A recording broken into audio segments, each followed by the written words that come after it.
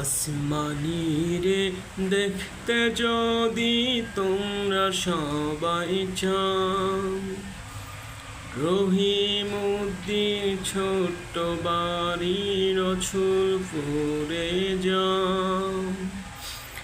আসমানি রে দেখতে যদি তোমরা সবাই চাও, রহিমউদ্দিন ছোট্ট বাড়ির রসুলপুরে যাও।